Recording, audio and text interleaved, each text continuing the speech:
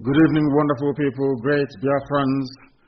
Wherever you are on the face of this very planet, we welcome you to hopefully an exciting edition of our live presentation on this very day, this very Sunday, the 27th day of September in the year of our Most High Elohim 2020. The time now is precisely 3 minutes past the top of the hour, 3 minutes past 7 p.m. in the blessed land of Biafra. The same number of minutes past the top of the hour, regardless of where you are, where you're listening to us from. I welcome you and I say good morning, good afternoon, good evening, and good night to some of you. As I welcome you, please, it is my duty to encourage you to welcome other people as well, especially those of them who may not have participated in what we are doing, for them to be a part of this very gospel, this very message of hope and restoration. And as you're doing so, I hope you have joined us via IPOB community radio app, which all of you should and must have on your phones and your smart devices right now. Every internet-enabled device, especially the portable ones, should be able to offer you access to download IPOB community radio. It is very low data. It doesn't cost you very much. It is far more cheaper for you to even listen via IPOB community radio than to do so on Facebook. It is far more cheaper in terms of data. We are also live this evening on YouTube. We are live on our FM in Biafra land, in Oduduwa land in Lagos to be precise. We are in Abuja. We are in Kanu as well, and most of Biafra land. You can get us on 102.1. We are also on satellite. We are on Radio Biafra app, on tuning, and a whole host of other apps as well that you can get us on. As you well know, those workers of iniquity, Facebook, will do everything they can to suppress, to hide, to stop us from preaching this very gospel. As they have failed in the past, so are they going to fail today. And it is, in fact, it gives me a lot of pleasure to say that the pressure we are putting on the zoo is yielding immense results. And every glory belongs to Chukwukikabia Maprumihani in heaven. My name is Nnamdi Kanu. I am the leader of the indigenous people of Biafra all over this very world, the largest mass movement on the face of the planet. And I am sure, come the 1st of October, in conjunction with our Oduduwa brethren, we are going to let the world understand that the zoo has truly come to an end. I am the director of radio, Biafra and Biafra Television, and by the very special grace of the Most High Elohim, a servant of the wonderful people of Biafra. I welcome each and every one of you, but we must pray before, because what we have for you is immense this evening. So we are going to pray to seek the grace, the faith, the authority from heaven, under which we preach this very gospel every blessed day of our lives. Because though I may not be on air propagating this very gospel of redemption, millions upon millions of people are doing so right across the face of this very planet Earth. And they are the true warriors and the true soldiers. We must pray. I'm going to pray the Lord's Prayer. I don't know why I love praying it these days, because it reminds us of the preeminence, the supremacy, and the omnipotence of one true creator of the heavens and the earth, and to whom every glory and every adoration belongs to. Because Yeshua, Jesus Christ, the Son of you, was asked to teach the disciples how to pray.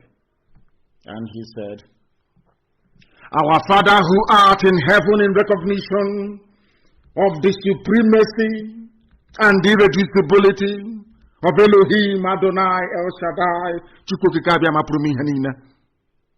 Hallowed be thy name, because there is no other name more than that. We come before thee, we present this family before the Umuchinekakane Tuhano in praise and in adoration of your holy name, because in good we will praise your name, in bad we honor thee as well. Let thy kingdom come, which is Biafra on this earth as it is in heaven. Give us this day our daily bread, and forgive us our sins as we forgive those who sin against us. Lead us not into temptation, but deliver us from evil. For thine is the kingdom, the power, and the glory, forever and ever we pray. He said, the Lord's Prayer that Jesus Christ prayed, Yeshua prayed, to let mankind understand that there is only one God in heaven. This evening we preach the gospel of heaven, that mankind may bear us witness, that in their time they came, and this very gospel was preached, and the whole world heard them, and those who were previously in bondage were set free. This evening we start with the damnable zoological republic. The funniest thing about this zoo is that people are foolish, but they don't know how foolish they are. This evening we are going to peel away the veil of ignorance and of stupidity to allow them to be able to reason properly like human beings. If you all can recall, in 2015, the man that Jonathan, should I say, ill-advisedly appointed to lead INEC. His name is Atahiru Jaga. He's a Fulani Janjaweed. He installed the dead Buhari, whose spirit is wandering aimlessly in the desert of Arabia, because that's where he was buried and that is where he is. His body can no longer be brought back to the zoo. That is the sacrifice he has had to make in order for the total Islamization of the damnable zoological republic to be accomplished by the likes of Garbashir and Atahiru Jaga.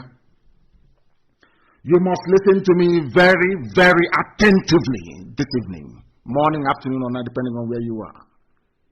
This was the man who was responsible. And this is the game that the Fulanis play all the time. This evening we are going to ask ourselves, who are those responsible for making the lives of the people in misery? Who are those responsible for the spate, or should I say, the ceaselessness of terrorism in the zoo? Who is to blame? After every analysis, you will come to the inescapable conclusion that Fulani is to blame. But how they manage to convince all of you to look elsewhere for your problems, or for the problems that they have created, is something that I cannot begin to fathom. Jega said something very important. He said, Nigeria's future is at stake, because they now know we have gone into an alliance with our Oduduwa brethren, and they know that this breed of Oduduwa agitators is not like anything they have seen before. This very crop is serious about liberating Yoruba land from the damnable zoological republic. They know how fanatical we are about Biafra. So they are panicking. And Fulani will do what Fulani always does, to try to dampen down the tension and try to convince you with warm words, to try to deflect and divert your attention away from the real culprits of the miserable state that the zoo is in. The very article that I'm sure that he co-authored is called Nigeria's Future at Stake Warns Jega, published by a zoo newspaper. Now listen very carefully, please. The former chairman of the Independent National Electoral Commission, from one Fulani man to another, because they need to control those who goes into power. His name is Professor Atahiru Jaga, on Friday warned that Nigerians' future was at stake due to misgovernance. That is the word to note, misgovernance. In other words, misrule, corrupt leadership, inept leadership, leadership of Fulani mediocrity. He said misgovernance, which means that the country hasn't been governed properly. But this was the same man, in concert with Obama, decided to rig somebody they know is patently unfit into power in 2015. Luckily, the idiot died in 2017. And ever since, they have brought one plasticine after another with a hyper-reality face mask to deceive all of you gullible zoo animals. Out of fear and cowardice, of course, None of you ever rose up to point out the obvious. Only us. Misgovernance. What I want to ask Atahiru Jega is, who are those governing the zoo? Who is misgoverning the zoo? The same Fulani that they put into. He himself is a Fulani man. If you read this thing, you think he is blameless. He's got nothing to do with it. This was the man in cahoot with Obama and the rest of them decided to rig somebody they know is hopeless into power in 2015. Buhari, the late Buhari, was not an intellectual. He wasn't particularly an educated man. He didn't go to school. Of course, due to quota system, they kept pushing him because he's one of the few Janjaweeds who can actually stitch two sentences together in English, or be it in broken English. He was promoted. He was a genocidist. He was a murderer, a mass murderer and a killer who should have been tried in The Hague and jailed. But Britain, of course, is always there to save them. Britain is the godfather of Fulani people. They are there to ensure that the reign of mediocrity continues. They are there to ensure that Fulani's continuation in power is unimpeded, to also allow them unrestricted access to the natural resources we have in Biafra, which is mainly oil and gas. As simple as that. Everybody knows that. It's not hidden. Jega stated this. He was saying this at the inauguration of a 34-member policy advisory committee of the PRP, the old party of Nnamdi Kanu, People's Redemption Party, in Abuja on Friday. You know what he said? He asked Nigerians not to allow bad people to continue to misgovern the country by contributing to the electoral process. Now they want to shift your attention once again to go and vote. PVC, get your PVC, go and vote. When this idiot was the fool responsible for putting somebody they knew was so inept, somebody they knew was an ethnic jingoist, somebody they knew who was a bigot, somebody they know will entrench nepotism, somebody they know whose aim and mission is to Islamize, to finish the work that Othman Danfodio started. They knew all this, it was their plan. But look at how Jega very cleverly have removed himself to ask you, don't allow bad people. So if you're saying this in this day and age, in this era, in 2020, that means that bad people are in Asorok. That's what he's saying. Don't allow bad people to continue. In simple English language, what he's trying to say is that there are bad people in Asorok. And if Buhari were to be alive, this idiot that put Buhari in power couldn't have been making such a statement. It is called common sense. Of course, it is quite elusive when it comes to black people. We don't reason very well. We don't put two and two together to give us four. Bad people, don't allow bad people to continue to misgovern. As I've been warning you over the years, every time they focus your eye on election, oh, maybe in 2023 you would elect somebody who is reasonable, who will turn things around. But then they will turn around and still tell you it's our turn in the north. We are born to rule. We must rule. And Britain, of course, will put their usual pressure. Those of you from the east will be bribed. Those of you from the west will be blackmailed or cajoled into submission. And the Janjaweed will emerge from somewhere to become your president to make your life a misery. Atahiru Jega, you should contribute to the electoral process once again. So forget all your pains in 2020. In fact, in 2019, forget all your sufferings of 2020. Forget 2021. Forget if you may even live to see 2023. But please hope on 2023. Like those that will say, "Let's daily wedding, so the kingdom of heaven is very near." But they themselves are here with their private jets and having fun. They are here living in mansions, enjoying the heaven on this earth, but telling you to hope that heaven is coming. The same thing they are doing. These are the people that have stolen so much money to advance Fulani Janjaweedism across the entire zoo. Look at how he's coming out to speak, so that the Western diplomats will read this thing and say, "Oh, he's a very good man. He is not for bad governance," but he was the one that insisted that Jonathan must leave office. I know we're mentioning the ex-president Jonathan this very evening because some idiots have come again. But they are going to fail, and they will fail very woefully. I will continue. The committee is made up of Jega, Mr. Richard Umoru, Professor Ifani Anibogo, Dr. Minu Aliyu, Dr. Abdul Kader, Isa Professor Amadou Sanda, Hajia Aisha to Dankani, among others. The former INEC boss, who is the member of the committee, said, I believe that all Nigerians can no longer sit on the fence. Are you listening? You can no longer sit on the fence, as everybody needs to contribute to the cleansing of politics in Nigeria. Everybody, now they know that things are bad. They have always known that is always their game plan. But because 200 million people or thereabout are saturated with stupidity, nobody can rise above the parapet of ignorance, I will call it, to see Fulani Janjaweed for what they are. All of a sudden, you are now acknowledging that the zoo is bad. The zoo is bad, of course, because for the very first time there is meaningful alliance between the East and the West, so they are now panicking and they are worried. They have gone to the usual suspects, though that they give money to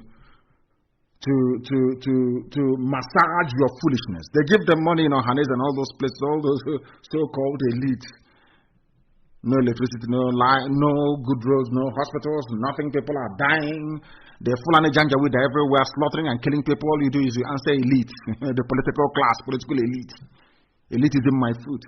They have given them a call and they've said, we know nothing about any alliance. But how come that they have now joined hands together? Now Fulani have realized that things are bad. Oh, let's start doing something. Let us focus their mind and their attention on 2023. Let us use the electoral process. They know that electioneering cannot change anything in the zoo. They know that, they understand that. That was the system that they built.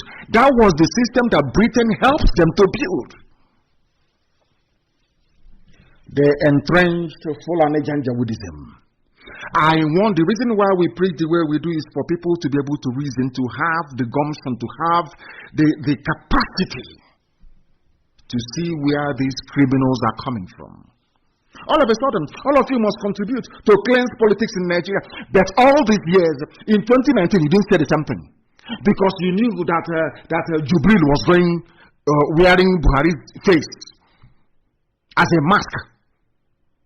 You know that very well, silicon mask. You know that very well. You did not say this thing in 2019 before the elections. No, as you people did against Jonathan, you never said anything in 2019. Is now having rigged a complete, a nobody into office, because nobody exists as the president. It is somebody wearing a face mask, claiming he's Buhari.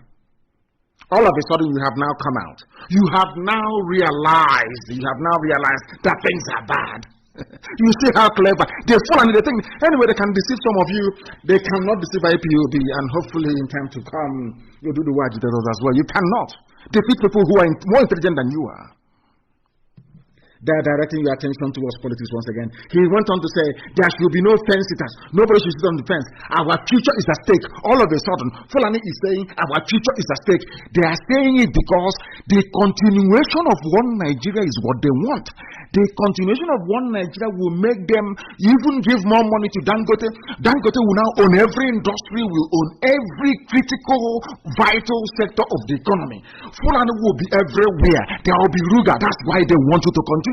Because before I came on air today, I was thinking, if you had told Azikiwe in those days, Zik of Africa, that this Nigeria he's fighting for will result in his people being killed, will result in a Ebonyi state almost becoming a caliphate. Ebonyi state is almost a caliphate, if not for IPOB. He wouldn't believe it. If you tell the same Azikiwe that the same useless country you're fighting for, they will come back to gerrymander their boundaries in your own homeland, that people who were previously Igbo will now rise up and say we are no longer Igbo, because they have been brainwashed and made useless by Fulani Janjaweedism. He wouldn't believe it. He was fighting for one Nigeria, but in the process he was losing the soul of his nation, and that's what happened to us today. Now that is what they're doing. They always focus you on one Nigeria. Let us build Nigeria. They know Nigeria is not viable. They know that Nigeria is more or less a company, is a British company with a flag and an anthem. That's all that is to it, and a defined boundary. It is still a British company till tomorrow morning. It is still that same Royal Niger company. The same, it doesn't change. It is the same every blessed day. The Fulani, they understand it. Britain that is controlling this zoo, they understand it. Once they keep as a fool, only an idiot will rise up and say, oh, I am Nigerian, I want to be part of Nigeria, to make Nigeria great again, or I want to help salvage the zoo. You cannot. Any effort you're making, any particular endeavor you make towards sustaining one Nigeria means that you are finished. Means that you're finished. Somebody saying somewhere, which radio is off? They say it's off. Not yet working is off. Is work. I don't know what I'm talking about. I know our radios are working. Please, I don't need any stupid distraction today. Are you following me? They want you to focus on election 2023. Maybe by then you will vote in a Messiah. This was the same people that told us that Buhari was a Messiah. He was coming to save everybody, to save everything. The idiot ended up making the zoo, Nigeria, the most terrorized country in Africa and number 3 in the whole world. This was an idiot that came into power claiming that they're going to turn everything around. With the help of Obama, with the help of Tinubu, they convinced them. And I'm very, very glad that all of, finally, our people in the West, the Yoruba race, can now see that thing we have always seen, that nothing good can come out of these people. Nobody should sit on the fence. You must get into politics. You must get involved. You must be part of what we are doing. What is that nonsense that you're doing? Are you going to give us electricity? No, let us assume for 1 second that the zoo will stand. Who is going to build roads? Is it the one that they build one column, they pour concrete into on top of rods, and they say they have built a bridge? Is this the pace of development that you need or you require to absorb all those who are graduating from universities? Or have all of you, all of a sudden, accepted that you will go to school, get a degree, then you will never work in your life, or you never practice that very discipline that you studied in school? I don't want idiots to listen to me tonight. I want people who are reasonable, people that have got some semblance of gumption, people who can actually sit down and analyze things. Mediocrity upon mediocrity, that is what you're saddled with. And this man talking is Fulani. This man talking is the same idiot responsible for fostering the same bad people on all of you. He is referring to Garba. I don't know who is the leader of the cabal. I think they are afraid to announce the death of Maman Daura. So I don't know who the leader of the cabal is, because I can curse you and you will die. That is as simple as that. I don't know who. I think maybe it's El Rufai. I'm not too sure. Or maybe they are fronting Garba who nobody is quite sure as to who is now controlling the cabal, because there is no president, there is no vice, there is no chief of army staff. That is taken, that is a fact, it is gospel. He is now referring to them as bad people. I want all of you that still, this was the man that INEC used to rig the late Buhari into power. This was the man that was conniving with Cameron, conniving with Obama to make sure that an Islamist ascends into the throne of governance in the zoo in Asarok. The late dead Buhari, who is now lying in a shallow grave in Saudi Arabia, which nobody can dispute. No sensible human being can dispute. They have not given birth to you. This is the man now that the same fool and the same people that preach you into the mess you're in, the same man that gave you high petrol price, the kerosene, everything, making your life a misery, is now coming to you and telling you, let's get rid of that people, whereas his own account in Dubai is overflowing with hard currency. And he's there, and you fools will listen as usual. But I thank heavens that people are now beginning to wake up. They can now wake up and smell the coffee. People are now realizing what we realized or what we accepted or acknowledged very many years ago. That is the way they operate. He will not accept that they made a mess of everything. That is how the zoo operates. The nepotism, as I tweeted a few days ago, the nepotism by this present Fulani cabal, of which Atahiru Jega was those that instituted it in the first place. The Islamic terrorism sweeping through the zoo, Nigeria, they are all part of the plot to Islamize the zoo. It is their trickery, their takia. You know, they come and they trick you, they lie to you, they deceive you. Some of you fell for it. Those that call themselves Niger Delta, they fell for it. All the idiots, they've been falling for it. All their divide and rule. Middle belt is suffering. Because as I'm on air this evening, I can tell you, those who are from Plateau State, those of Birom origin, go and ask them in Birom. Go and ask them before, because sometimes some of you don't know what people are suffering in the so-called North and even Middle Belt. You have no idea. In Birom, for instance, they have been telling them one Nigeria, their leaders, oh, Biafra is the problem, and Igbo man is the problem, oh, one Nigeria, one Nigeria, one Nigeria. And now today in Birom, in Plateau State, I am stating a fact. There is no Birom man or woman who is a local government chairman. They are all Fulani. This is something that I want people to understand. The more you agitate for one Nigeria, the more you campaign to keep Nigeria one, the more you are placing your ethnic group at risk of extinction. If you go to Birom, go to all the local government areas in Plateau State occupied by Birom people. If you go there now, you will see it for yourself with your two naked eyes. Fulani have taken over. Even ordinary local government chairman, they cannot even get. Are you listening very carefully? I want people to understand the damage you stand to do to your people in time to come. Maybe by that time you'll be dead. Right now, Azikiwe is dead, Awolowo is dead, all the people that fought for one Nigeria is dead. They never knew that by fighting for one Nigeria that they are inadvertently advancing the Fulani conquest of their own people. Understand this very clearly. Now, these same people, it is not by accident that Nigeria's security forces are led by extremist Fulani Islamists in uniform. All of them. Be it police commissioner, be it in the army, they planned this many years ago to occupy every sensitive position and to use that position to advance Fulani terrorism, be it through Miyetti Yala, be it through ISIS in West Africa, be it through Boko Haram or Fulani bandits. Who are funding these people? Are you telling me that somebody from Mali who is a terrorist can carry AK-47 all the way from Mali and travel all the way to Agadi to kill people and no roadblock, nothing, nobody stopped him? Is that what you're telling me? Because I want people to engage their thinking faculties. I want people to be able to reason. Our job here is to enlighten. It is to educate that people may be able to reason. That's all we are doing.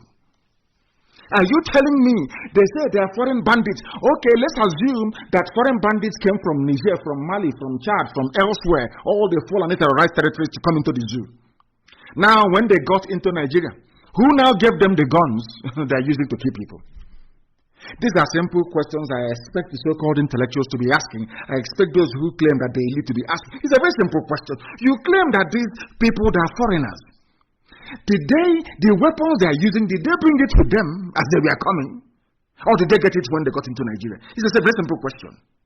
But people don't ask these questions. And I have tried to educate and to school black people to understand the reason why you have a law court. To understand the reason why somebody can sit in judgment, or let's say a jury, a panel of jury. And two people were fighting, for instance.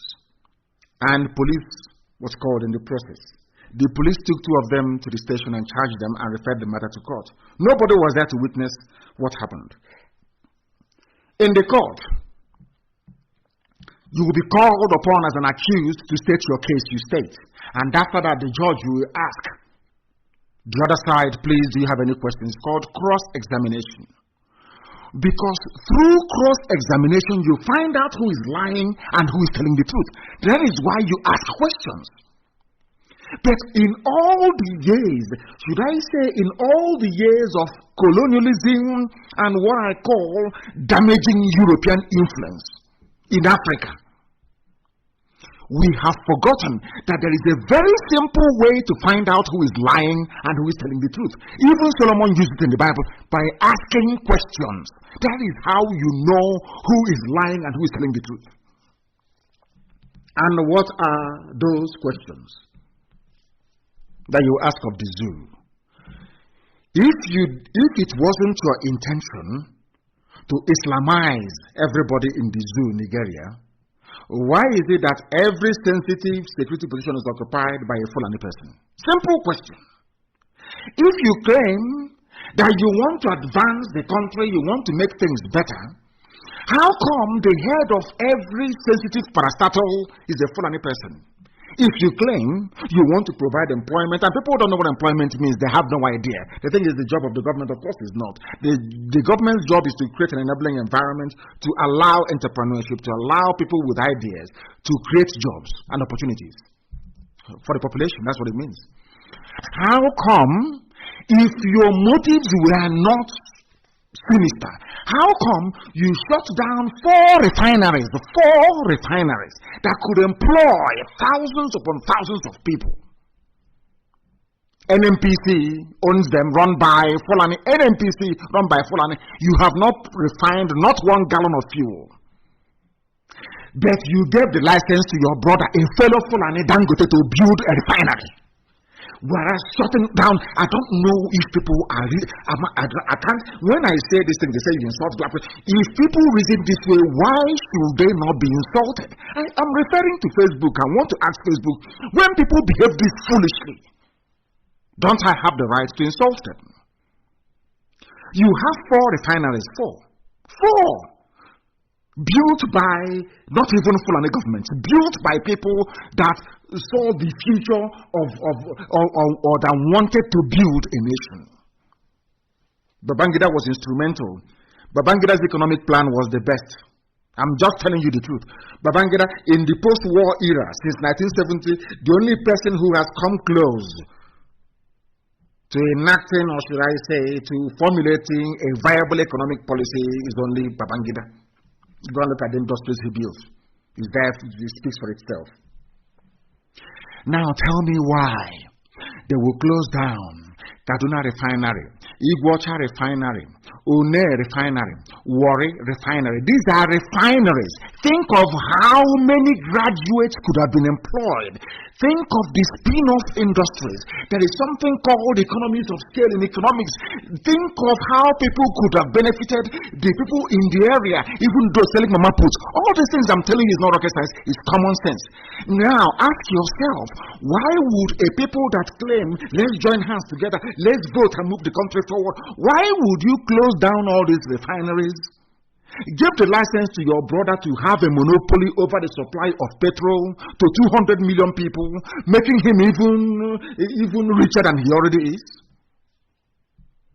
And then you turn around and tell me, let's build. Let us build the country. Build what? Build on what are you building? What are you building? Build what? I'm asking you.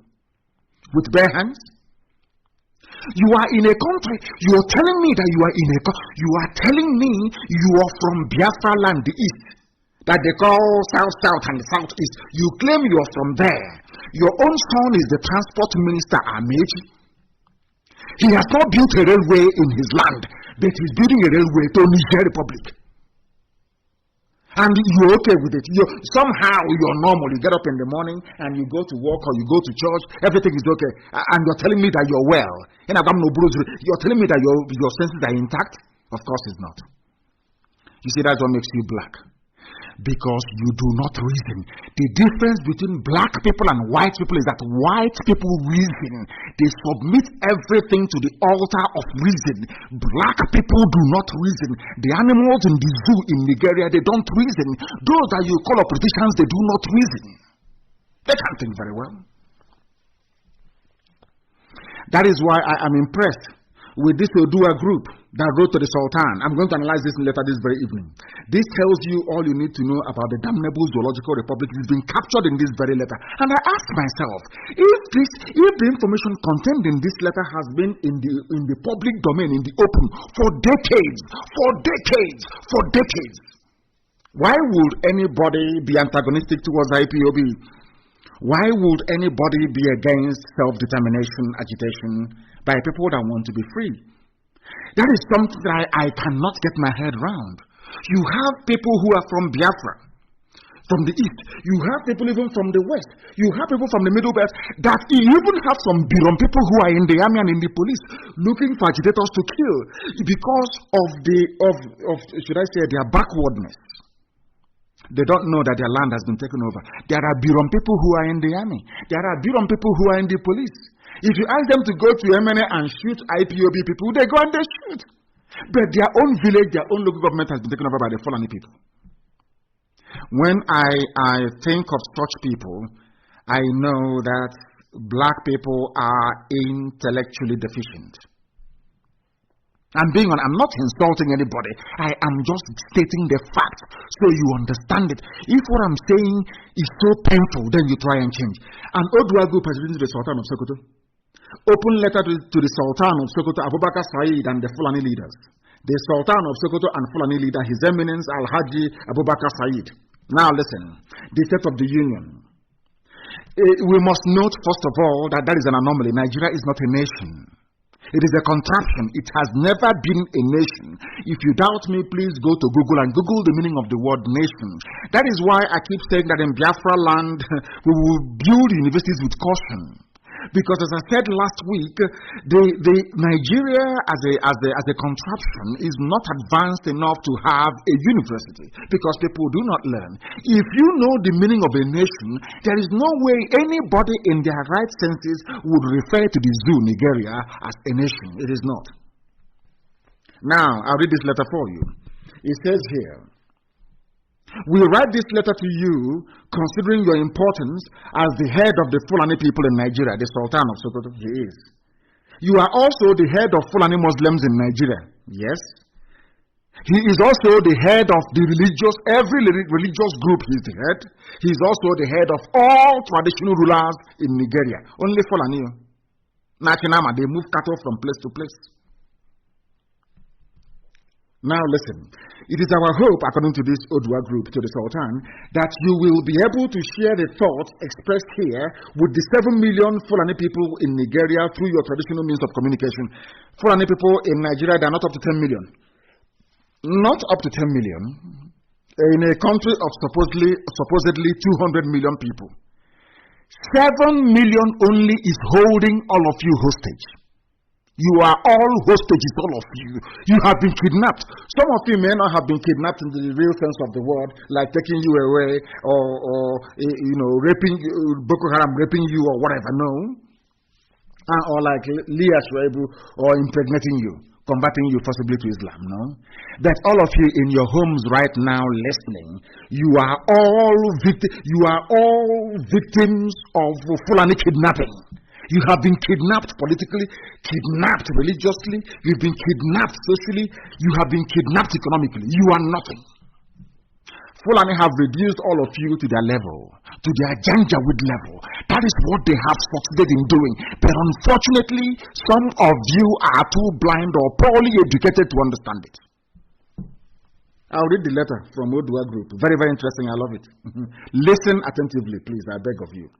We write to honor you with this letter, given the floundering opportunities for a dialogue on the future of Nigeria, which has eluded the various ethnic groups in Nigeria and which may not enhance itself too soon. Given the drumbeats of armed violence and extremism perpetrated largely by your people, this Oduduwa group is now telling the Sultan all the armed conflict, all the violence in Nigeria is being caused by Fulani people. And the fleeting prospects of a national dialogue, and to have a national dialogue, they said, no, we will kill you, we will kidnap you, we will vulgarize you, we will take over your waterways, we are Fulani, we do all we can. After all, Britain is backing us, we can do anything we like. 7 million, messing up the lives of 193 million people. Now, tell me why those 193 million people are not fools. Are Fulani people more intelligent than you are?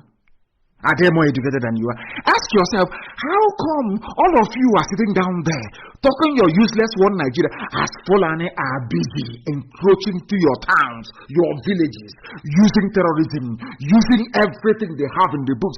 I recall somebody who wanted to contest for election in Biafra land a few years ago. You know what they told him? People, you'll be shocked. People told him, please go to the north and look for one emir or one alhaji to sponsor you. For you to govern a state in Biafra land, you have to go to the north to get Fulani seal of approval, as the Supreme Court governor of Imo State did. I want people to appreciate this very broadcast this evening.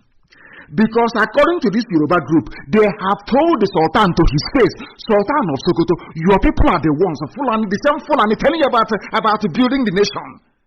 They know that the best way to build the nation will be through a sovereign national conference, a dialogue to determine how people are going to live. They know that, but they will not ask for that. The only thing they will offer you is keep going to polling station, keep voting until one day, miraculously, one person will emerge as a good person, and then will lead you into El Dorado, the promised land, paved with gold and silver, where the rivers will be flowing with honey and milk. Common sense. Ask anybody, what is the solution to the problem in the zoo? They will tell you it is a national dialogue by people who are serious, not by the compromised idiots. They know themselves. Will they do that very thing? The answer is no. They will tell you, go and vote, because they know if you vote, they will rig. They know if you vote, they will control. Don't you know that? I love this Yoruba group. What is their name again? I will get to their name later on. Given the drumbeats of armed violence caused by Fulani people are the ones killing people. Even a national dialogue, there is no more hope. They said restructure of Fulani said no. They said review constitution of Fulani said no. Because the Fulani man wrote the constitution. Had it been any other person that wrote that constitution and foisted it on Fulani, they would have changed everything by now. 7 million people enslaving all of you, 193. They come to you, they get one or two of your corrupt leaders, and they give them some chicken change. They go for a meeting in the house of Edwin Clark. Edwin Clark will call NMPC chairman and say, oh, do you know I have sociocultural groups in my house? We are meeting from the south. The man will say, oh, okay, sir. Okay, come, Bolaji, advance them 20 million from there, please. Yes, sir, take it to as expenses. These people will come to the house of Edwin Clark. They share them 3 million, head of socio-cultural groups, and they go back. And the zoo is as bad as ever. And this would they claim they love us, they are our leaders, they are our elders, and things are getting worse every blessed day, and they do nothing. All they do is and even before they issue their statement, they will say, oh, please, Abuja, I'm going to write something. Oh, don't mind me. Let us just say it. Our people are very restive. They are worrying. Please, let us just do something. Let us just make a statement. The last opportunity to constructively engage you and the Fulani nation is this letter. This is the last time, this Odua group is saying, this is the last time we are going to write to you in a civil manner, because the problem is getting out of hand. We, now here comes their name, on behalf of Akpako Odua Koya, which is AOKOYA for short, the acronym, a coalition of several Isekiri, Edo, and Yoruba groups, write with our deepest feelings about the Nigerian state and what appears to be the pitfalls that lie ahead, most of which are oiled and orchestrated by your own people, the Fulani, albeit consciously. In other words, as the parliamentarian said in the UK, Fulani know what they're doing. They are the ones pushing terrorism. They are the ones advancing Fulanization. They are the ones conquering you. As I said, I want you to ask any of your Birom friends in Plateau State. Ask them. You claim you are from Birom.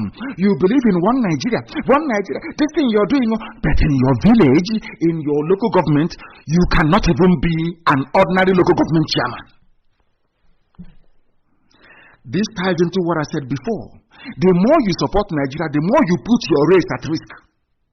That is why anybody talking about one Nigeria from anywhere, that person is an enemy of his or her people. Because one Nigeria means this thing that Britain put together. And this nonsense Britain put together, they gave the powers to the Fulani. Power may come to your village for 4 years. After that, it will go back to the north. And within a space of 2 years, they will destroy everything you have done.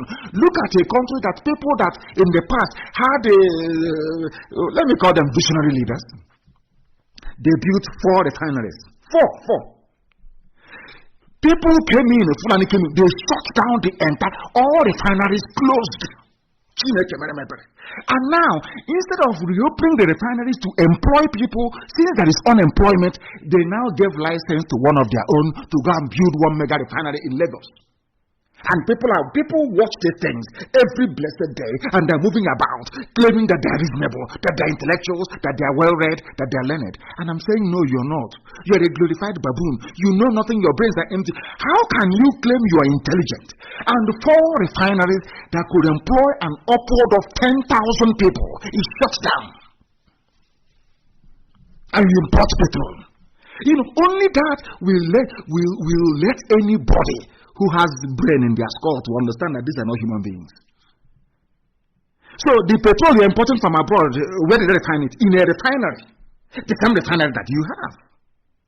And to make matters worse, you're paying subsidy. You're paying subsidy. The money you claim you don't have, you're paying subsidy for imported petrol. I don't understand it. The same petrol is coming from a refinery abroad. The same refinery that you have in Igboch, the same you have in Une, the same you have in Warri, the same in Kaduna. Why, therefore, now, let us assume that those people you are refining in their countries, that they decide to be like you and shut down all the refineries in their countries. Will you have any refinery? Where will you get your petrol from? Where will you get your petrol from, I ask you? Let me go back to this letter. In the past, there was no history of Fulani in today's territory until 1804. There was no Fulani in Nigeria. No, I won't call it now. I'll call it Hausa territory. They only came in 1804. This was 800 years after the Yoruba kingdoms had been established, about 600 years after the Hausa monarchies, the Ejo, the Tiv, the Gala, the Jukun kingdoms had flourished. The Igbo nation had existed for centuries before. We have existed for thousands of years, not centuries. Thousands of years. We are the oldest people on the face of this earth. Thousands of years. I didn't say, I said thousands upon thousands of years. If you go to the pyramid we built in Usude, that tells you all you need to know. We built pyramids. Before even the first vulture that heralded the coming of the Fulani landed on the Futajalon mountains, before the first vulture that brought Fulani forth, before Udele, before the first vulture was hatched from its egg, we've been existing as a people. Ndibo, ancient people. And I thank these people for reminding everybody of that. We recall that your forefathers came to power through brutal and bloody conquest of indigenous peoples in many parts of northern Nigeria under the guise of Islam. That's how they come. We are fighting corruption. We are fighting for Allah, for Islam, and they conquered all of you, all the way to Nupe, all the way to Kwara State. Are you following? Because in life, anybody who went to a proper school will tell you, one of the first things you learn as an undergraduate, even when you do an elective course, is this. They will tell you that history has a knack of repeating itself. History has a habit of repeating itself. That is why we must be vigilant. The Fulanis have done this in the past and they've succeeded. They conquered the Hausa, and the Hausa foolishly helped them to conquer the Bagi. The Bagi foolishly helped them to conquer the Nupe, and everywhere is the Fulani conquest, all the way to Jukun people. And all of you are there. You never learned anything from history. You never learned anything. You claim you have professors. There is no village right now that won't boast of having one professor. What do those your professors tell you? Do they educate you? Do they enlighten you at all? Do they actually tell you what life is all about? Has anyone actually sat down? I want to ask those propagating one Nigeria, have you actually sat down to read Fulani history? In fact, that's an assignment this evening. Anybody again who argues with you about one Nigeria or the need to preserve Nigeria or to make it one, no matter who the fool is, just ask the idiot. Please, I beg of you, go and study Fulani history. And after studying Fulani history, you then come back to me and let's have a debate about one Nigeria. You will see that they will repent overnight. You will see that what Fulanis are doing today is a consistent pattern of conquest. That's what they have done from day one. They came into the place called Zoo in 1804. They deceived the Hausa people. The same way they're deceiving some of you today. Every time, 4 years' time, voting somebody who is good. We are looking every 4 years. And as you're focusing on every 4 years, they are encroaching, they're advancing. Using terrorism, using the Nigerian army, using the Nigerian police, who are now admittedly working for Miyet Yalam.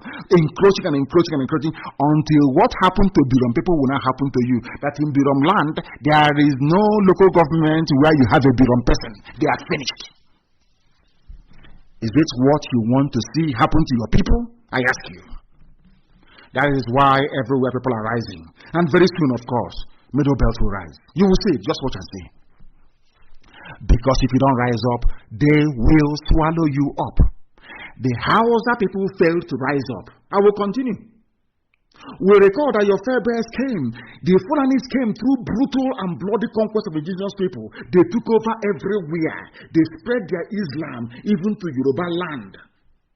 Hausa land like Katsina, like Kanu, was swept to one side. As I have written yesterday, even Kanem Brono Empire collapsed. Constant pressure from the Fulani. The Shehu of Brono kept resisting. They kept fighting until they whittled them down. They couldn't defeat them. That was why they stopped Boko Haram. Why do you think Boko Haram is in Brono? Some of you don't know anything. Why do you think Boko Haram, their epicenter, the epicenter of their struggle is in Brono State, where they want to set up a caliphate? Because they tried and tried and tried for centuries. Brono said no. We are not going to follow the Fulani pattern. But Fulani still succeeded in penetrating and having their emirs. But of course, you still have the Shehu of Brono. Do you know that? Do you know that is why they went there?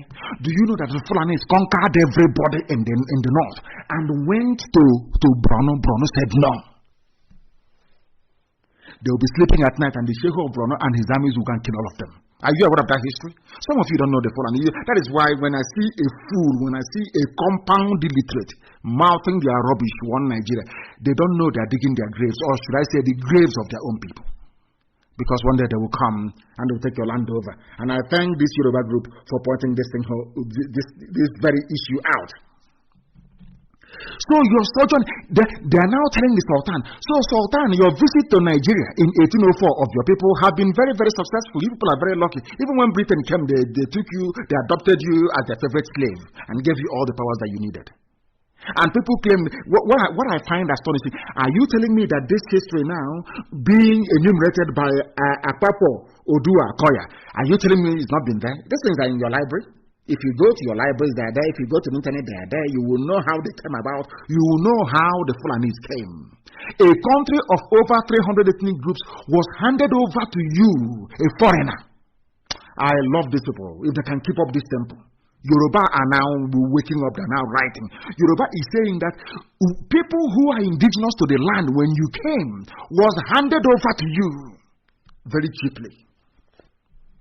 First, through conquest, and some of it part by you who never owned an inch of land. Do you know that the Fulani, they are not telling you, we want Ruga, we graze our cattle in the forest, we do our business in the bushes. Mietela is telling you, and some of you, even the media, the useless journalists will be there writing, oh, they did their business in the bush. Let me ask Fulani, you want pathway to come into my forest to come and graze your cattle? Did you bring land when you were coming from Futajalan? Where is your land? Did you ever own land before? You're a nomad. You don't own land anywhere. You are a wandering tribe of beasts. Where on earth have you owned land before? What is the problem in Mali? Some of you don't know the problem in Mali is Fulani. Yes, well, you don't know. You heard about Mali. So Jonathan is going to do peace. Did you know that Fulani is the problem? Are you aware of that? Are you aware? The thing is that they will never stay in one place. They always want other people's properties. I don't understand the reason why. And they never work for it. The British in 1960, according to this very letter, the British in 1960 left, the British left in 1960 and you emerged as the main benefactor. Even though your people were not known to have fought for independence. Which Fulani man fought for independence? Does nobody. Did the Fulani people fight the British? No. They welcomed them. But they emerged as the highest benefactors, or should I say the main one. You were wise enough to plant your people in security. They were very clever. Britain told them that the power lay in the gun. Whoever controls the gun, whoever pulls the trigger controls power. So they made sure that their children were in the army. Courtesy of Britain. That was British advice. And they took it. And they went into the army. Very sad indeed. Very, very sad indeed. And now what they have done is this letter said it is a reflection of your preference for force. They want to use force, police force, even police. Now listen to this very carefully. That is why I keep saying I don't know how else to speak to nigger animals and they will understand. Where did you get your independence from? From who? From Britain. Which means that everything you had upon independence was a mirror image of British life. Is that correct? British laws, British schooling, education system, British healthcare system, everything was British. Is that correct? In Britain, do you have police force in Britain? Is there any IG of police for the whole of England? People don't understand this very fact. Even in the United Kingdom, there is no centralized police system. Yorkshire have their own police. Essex have their own police. Central London have their own police called the Metropolitan Police.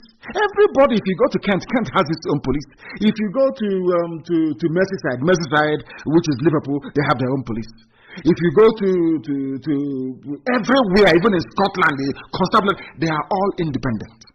Do you know why the police is independent and localized? So there will be nobody can get into power and want to overrun everybody by force of arms. Now, you copied Britain. Why did you put the word force in your police? In Britain, does the police carry guns in Britain? They don't carry guns in Britain. I'm asking you, is there lawlessness in Britain? Are people going about blowing people up and killing people? Is there any accidental discharge? Because black people don't reason. Britain, their police is ordinary, it's called a constabulary. Your own is Nigeria Police Force. A police that is supposed to be serving the people is a force. If you do, I will shoot you by force and you will die. That's why you have an idiot in Enugu State. They claim they are planning to arrest IPOB officers. Go and arrest now, let's see. Go and arrest. What happened before will happen again. I remember a joke that somebody told me in a bus once. I was traveling from Iguacha with my wife to Lagos. We were going by road. And the man came on the bus and started giving us a joke. And the man was saying, there was a man that stopped a vehicle that was traveling and said, I'm looking for my wallet. If I don't find my wallet, what happened in 1972 will happen again. And people kept wondering and saying, oh my God, what was this thing that this man did in 1972? Well, the people started begging, if you know you're holding his wallet, make sure you give it to him. And the driver was worried, everybody. And after a while, after about 3 or 4 hours, after this delay, everybody was panicking, this man is going to do something. They asked the man, what did you actually do in 1972 when your wallet went missing? The man said, I did nothing, I just went home. They nearly beat him to death. Yeah, where we come from. Under the false artificial creation called the zoo, your people, Yorubas are talking to the Sultan, your people produce no oil, yet you appropriate and decide how the resources should be expended. And let me tell you why the Fulanis have succeeded so far. It's because of the likes of Ohaneze and Pandev. You have this so-called sociocultural garbage. All these people that come out and they claim they represent your interests. All they do is that they represent their families. Because ask yourself this question. All of you have been in existence for very many years. What have you, let us look at Pandev for instance. Pandev, what have you achieved for Niger Delta? Jonathan was in power for 6 years. What was his accomplishment in Niger Delta? Nothing. Are our people drinking clean water? No. Has Ogoniland been cleaned? No. Is there employment? No. Is there in what way does government benefit ordinary people? No, none. There's nothing. Now you understand that some of you, the thing about black people is that we don't want to confront the truth with hard facts. That is the difference between IPOB, what we are doing on Radio Biafra, and any other group of people. We tell you the truth. If you like, you get upset. If you like, you eat your own flesh. If you like, keep turning around like a aeroplane turner. Eventually, you will come to the inescapable conclusion that we are right. They've done nothing for you. Now ask yourself this question. How was it possible that only 7 million can be messing all of you up?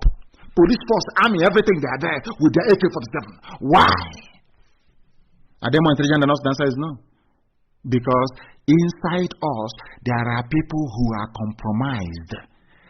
I call them the modern day warrant chiefs. They give them some money and they sell their soul and their conscience. There is a new brigade, the Go and Vote Brigade. You have your hope on the next election. Now, every election is an opportunity for you to have hope that things will be better. And you know it never gets better with the zoo. The letter is very long. I'm going to publish it after this very program. I'll put it on my wall so you can go through it. In fact, the invasion of Yoruba land by Fulani headsmen is there. People say, oh, why are people agitating? Why is IPOB collaborating with our Yoruba brethren? Why won't you? All our lives are in danger. We are dying. Fulani want to encroach. They want to go past Kwara State. They want to move all the way to the lagoon in Lagos with their version of Islam. And you think it's Islam. Of course, it's not Islam. It's a Fulani political strategy. If you don't understand, once they install their MA, it's over for your village, as they're now doing in Ebonyi State. Dave Umahi went and took money from the Islamic Bank. People don't know that we know all these things. You build a market, you build 2 flyovers, you tar one road, it's on the internet, yes. But meanwhile, 1/4 of Ebonyi State has been taken over by Fulani Janjaweed. They're in our forest. They are killing our daughters. It is there in broad daylight.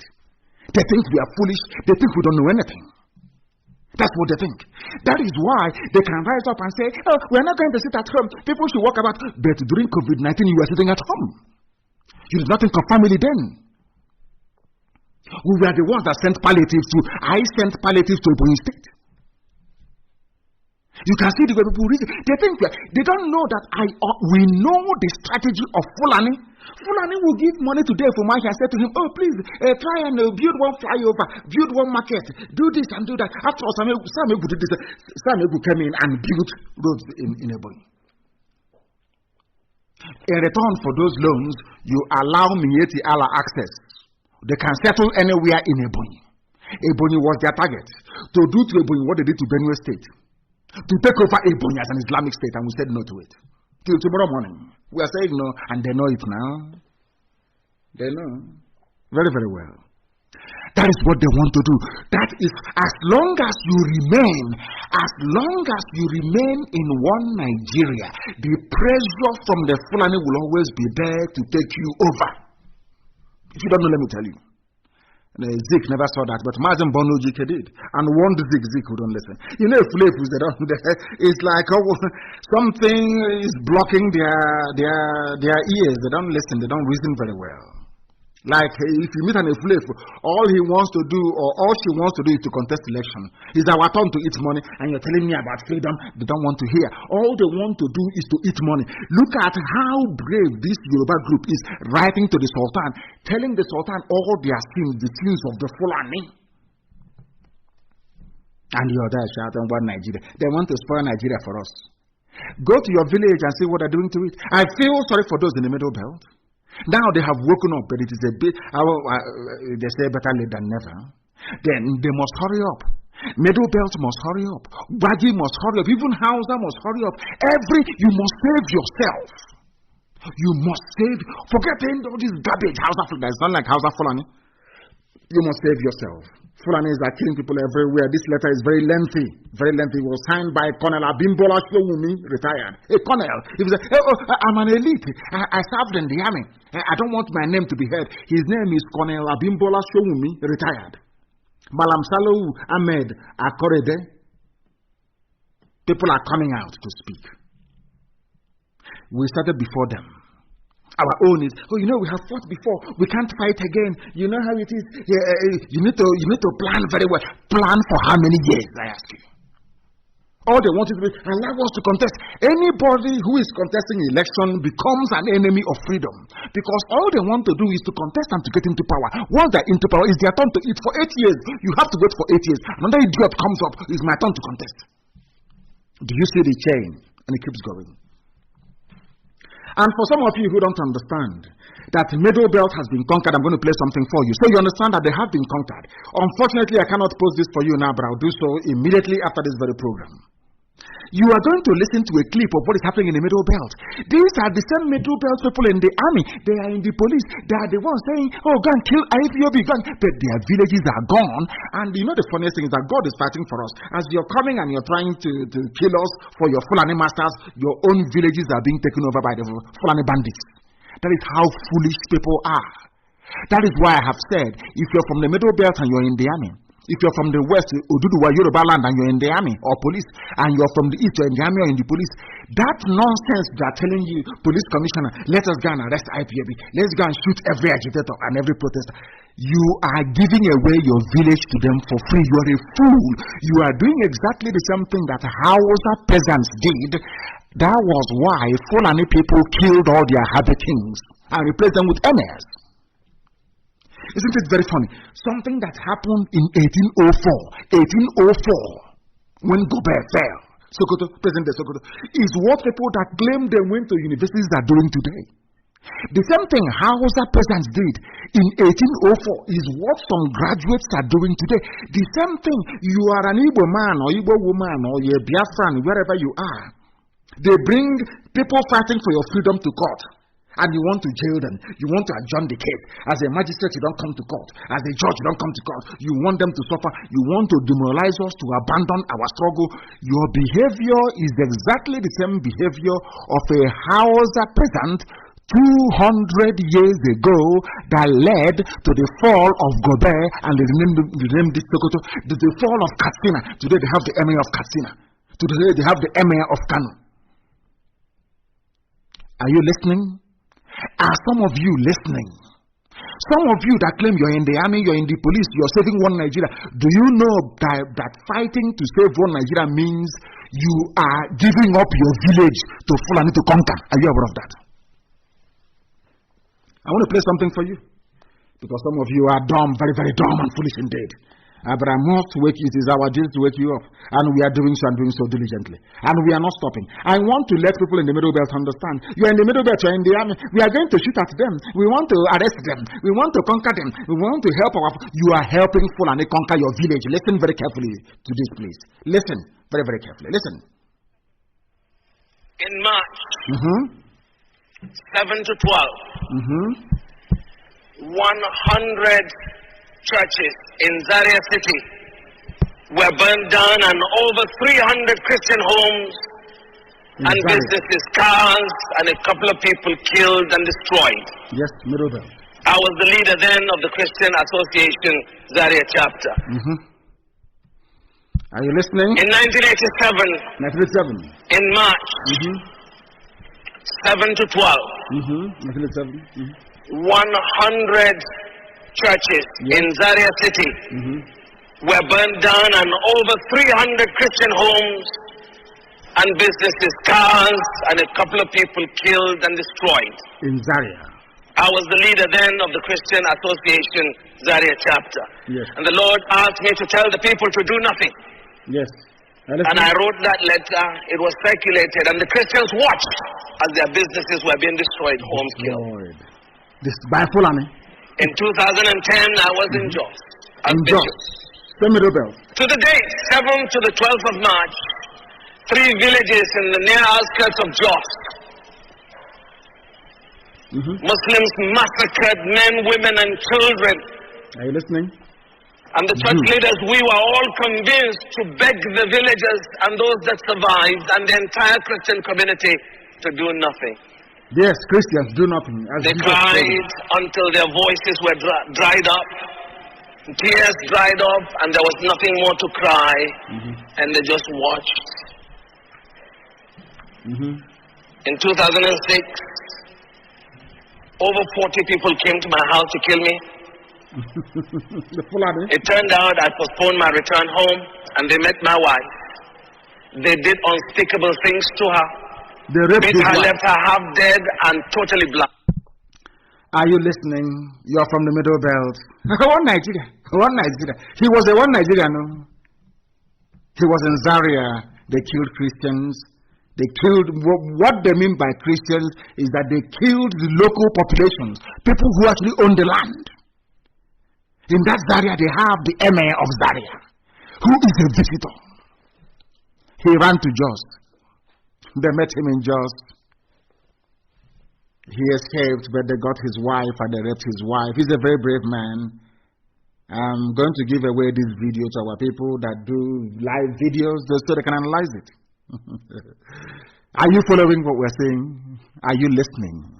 You see, I keep saying, as I said before, when I went to university in England, one of the first things that I had in mind was to, as I told my father before I went to England, is to understand how Britain brought this problem to us. And of course, to study and to research the level of stupidity in the brain of a black man. People wonder why I speak the way I do, why I curse and I insult black people. Because if I don't curse and insult black people, that area of your brain that harbors stupidity will continue to grow. So we need to diminish it. This is Nigeria for you. The man is giving you dates from years back, his own personal experience. The wife was raped in front of, defiled by Fulani Janjaweed. In the same country, they ask you, oh, come on, please go and vote. Vote in 2023, vote in 2099, vote in 2098. People are foolish. The same people, Christians from the Middle Belt, Southern Kaduna, in Jos, Biram, as I said to you. You are in the army. You are in the police. You are helping Fulani to extend their rule to your village by doing what is wrong before God and before man. Let us listen to this very man, because it is absolutely astonishing. Astonishing what people go through in the zoo, and they keep quiet. But I'm very glad that the Yorubas have risen. And this very crop, I'm telling you, these people, they are now hardcore. Serious. They want Oduduwa freedom. All they care about now is Oduduwa freedom. And until Middle Belt rise up, they are finished. Let us listen. So their voices were dried up. Listen. Tears dried up, and there was nothing more to cry. Yes. And they just watched. Yes. In 2006, over 40 people came to my house to kill me. It turned out I postponed my return home, yes, and they met my wife. Yes. They did unspeakable things to her. They did unspeakable things to her. Left her half dead and totally blind. They raped her to the point that she became blind. Have you ever seen a woman raped to the point where she became blind? This man is telling you not what happened to somebody else, what happened to the wife, what Fulani did to the wife. This same Fulani, some idiots, some fools, some hey. I think it's about time when somebody says something about Nigeria. You put your fingers in idiots' eyes. They are foolish. This is what happens to you when you allow the Fulanis to come in. Your wife will be raped to the point that she will become blind. These are people that sleep with their cows. They sleep with cows, and they come and they rape your wife into blindness until your wife goes blind. Then you understand you're in a zoo, in a zoological republic, courtesy of Britain. And Britain cannot see any of these things. They see no evil and they hear no evil. And evil is happening, and you want men of good conscience to keep quiet. You want us to not to speak, not to talk, not to agitate for our freedom, to be quiet until Fulani will sweep us. Oh my God. God will punish all of you, all of you, Hanese and Pandef, all you idiots, all you fools, taking money from Fulani, taking money and making our lives a misery.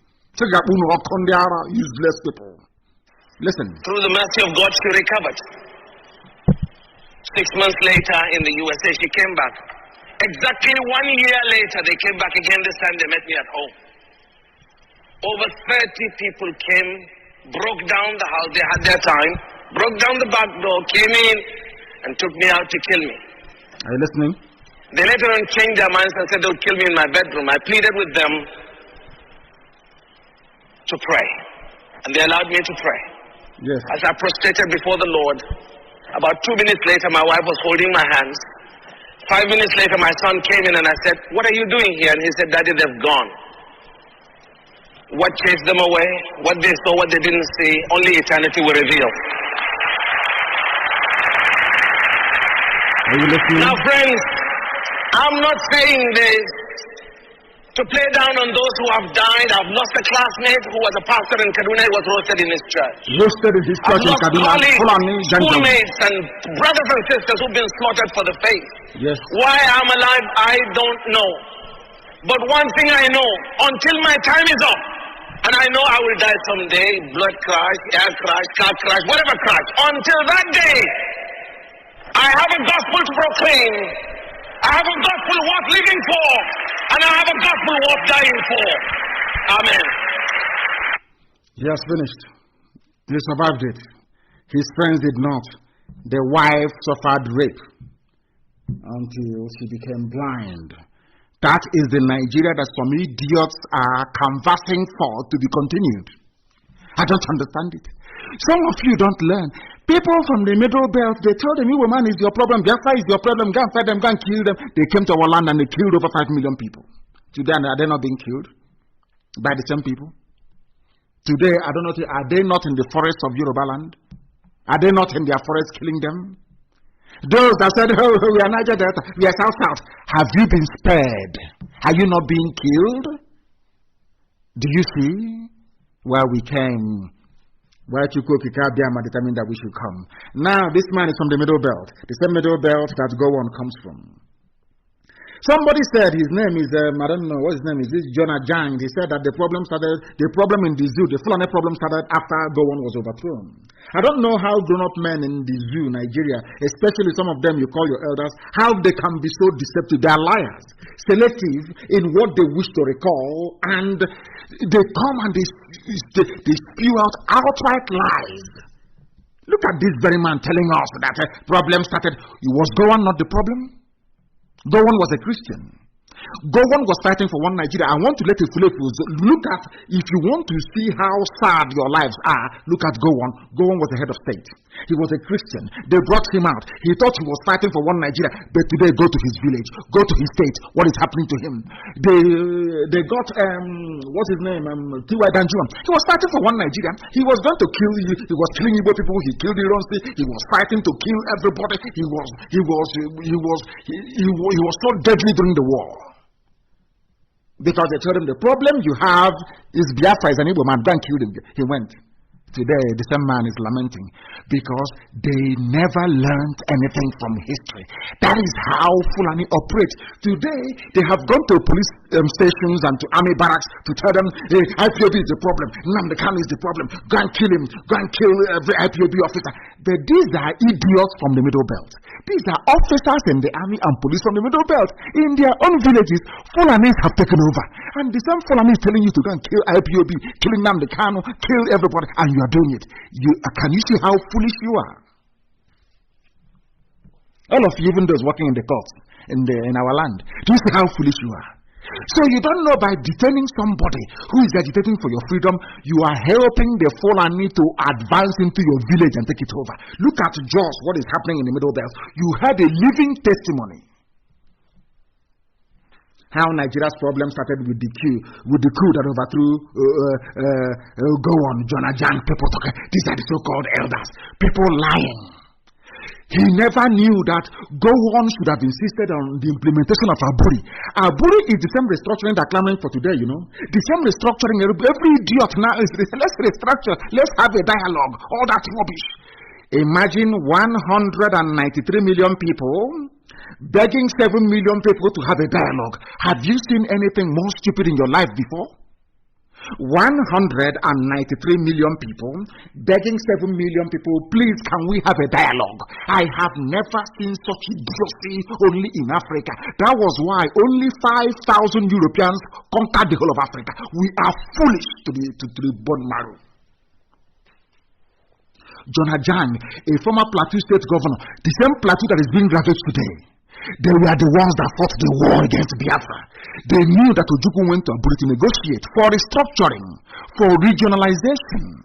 The same thing that you have in England. But England said, UK said no. I don't understand it. The same thing. Gowon came back and was overthrown. Now he's saying that it was the overthrow of Gowon when they were being lied to. That's the thing about our people, very, very envious. People are very, very individualistic and selfish. Envious. And Ojukwu went to Aburi to negotiate the restoration after 50 years. After 50 years, the same thing that Ojukwu saw, the same thing that Ojukwu fought for, is what they are now. Everybody is now clamoring and fighting for it. Now you understand, don't you? That we are always right. when we refused to vote for Buhari, we were right, we knew him. The thing these days that I'm happy about is that our Yoruba brothers now understand that we are measured in our thinking. When we say no to something, that thing, there is evil in it. Now, they are going to use Tinubu to try to deceive them once again. They will bring out Tinubu, they'll be talking about, as I said, I trust this very set. It's not like the ones who have gone before. These are young, vibrant men and women. Dudua movement. And they're not going back anymore. That's what I'm about. And they have hoisted their flag in Yaba. Did anybody shoot at them? Did the Lagos state governor come out as Umahi will foolishly do, idiots? No sit at home here. That should be no sit at. People have. I am asking Umahi, have you seen, are you richer than Lagos state? Do you know that the Yoruba Oduduwa flag was flying in Yaba? Did someone come out to say, oh, who are those? Arrest them. My friend is the commandant of Ojo Cantonment. Go and shoot them. It is a stupid, hopeless Igbo governor, useless to the bone, hopeless. Go and shoot them because you're trying to please your Fulani master, so they can give you presidency. But they're not going anywhere. Let them come and campaign now for presidency. Let's see. That time they will know how angry we are. They think they are smart. Look, people are angry. In Ebonyi State, Fulani headsmen are slaughtering people. I want some people to Google it tonight and post it. Those listening on my page on Facebook, go and Google it and post the link. Dave Umahi opened his mouth and said, they are raping our mothers and killing them in Ebonyi State. It is there. It was carried by Punch newspaper. Go and look for it. We said, we are fed up of Fulani killing us in Ebonyi State. The same government came out and said, oh, there should be no sit at home. There is no problem here. Because he wants to contest for presidency. Because of your presidency, our mothers should be killed and raped in the farm. Because of the money you took from Islamic Bank to build 1 or 2 flyovers. You think because of that rubbish, we then sacrifice our lives. The same idiotic move made by a Fulani peasant. And today, Gobe is named Sokoto, he's gone. You think you're smart? They know nothing. These people, they know nothing. These people are lying. You see that state, we are elders, they are liars and deceivers. They are liars and deceivers. Somebody should go and ask, go on. Who is responsible for the mess now happening in the zoo? Is it not you? Go on. Nobody, you have journalists, seasoned journalists emeritus.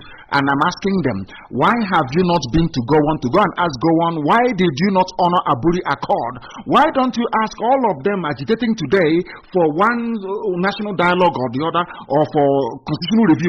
Ask them, what happened when Ojukwu went to Aburi? That you came and you are lying that Ojukwu seceded. Liars and deceivers. Liars, and now their shame has caught up with them. They no longer know how to hide their shame anymore. They are now looking for excuses. The same middle belt has been ravaged.